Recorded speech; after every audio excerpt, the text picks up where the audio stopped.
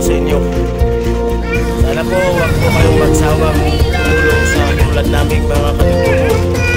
Sana po marami pa po kayong matutulungan kagaya namin. Maraming salamat po, Panginoon. Nawa po si Madam Cindy ay pahabain pa po ninyo ang kanyang buhay.